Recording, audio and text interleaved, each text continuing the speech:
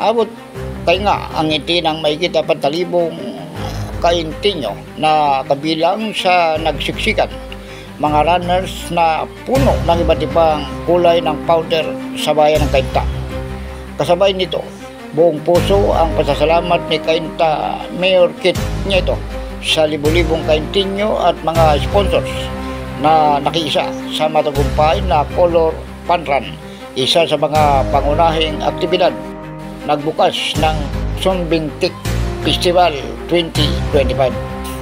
Ayon sa alkalde, ang mahigit 4,000 residente na sumali sa makulay na pagtakbo ang naging simbolo ng pagkakaisa at masiglang diwa ng komunidad.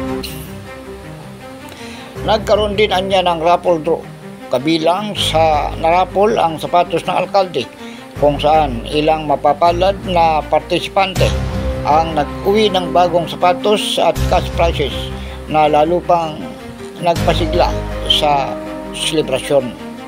Sa panayam, binigyang diin ni Mayor Nieto ang malaking papel ng private sector at sponsor sa patuloy na paglago ng Sumbing Tik Festival na ngayon ay kinikilala umano bilang isa sa mga pinakamalaking festival sa bansa.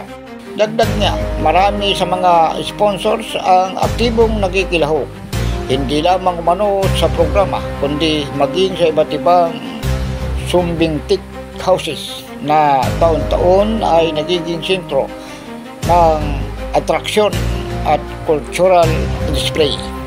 Patunay niya ang matagumpay na Color Fun Run sa lumalaki at umiigting na suporta ng komunidad at pribadong sektor sa taunang Sumbing Tik Festival, isang pagdiriwang na tunay na sumasalamin sa sigla at pagkakaisa ng Cainta. I just like to thank lahat ng nag-participate. It's getting bigger every year, and we try as much as we can to make it fun for everyone. It has become a family affair. No longer just for athletes. It's for everyone who wants to signal the start of our fiesta for 2025. So there's just a lot of events now na nakalatag. I just hope that everyone gets to find time to join us and celebrate our fiesta for this particular year. Salamat sa nag-cover. It means much to us that there's just so many people now so much interested in what we do. And I've seen as well na in the last how many months that there has been maliliit na mga fun run na ginagawa ng iba't ibang mga sitios, which is really very healthy and a very very good project pagdating sa mga festivities. At natutuwa naman ako that slowly we are being recognized already, and then the private sector has been cooperating with us. Maybe the same manner that they did previous years, but ngayon medyo mas active sila, and some of them are even part of the Sumbing Tik houses that we shall inaugurate tomorrow dito sa barangay. So, tradition already that every time matatapos ang aming fun run, whatever it is that I wear will be among those that will be raffled off sa mga tao. So, ayun, it's a tradition, so I've been doing this for ilang years na rin. Sanay na ako.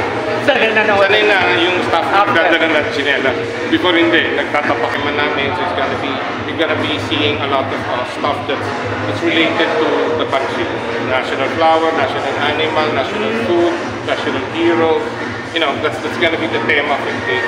Just to, invite itong patriotism ulit sa bansa natin, that we have to, start loving our country altogether. Dahil wala naman tayong ibang choice. Ito lang talaga yung lugar ng bahay. Yan po yung Grand Float Parade. Yes, exactly, the Grand Float Parade. Ako si Dwayne Moreno sa Kalawit News. Ikaw ang una.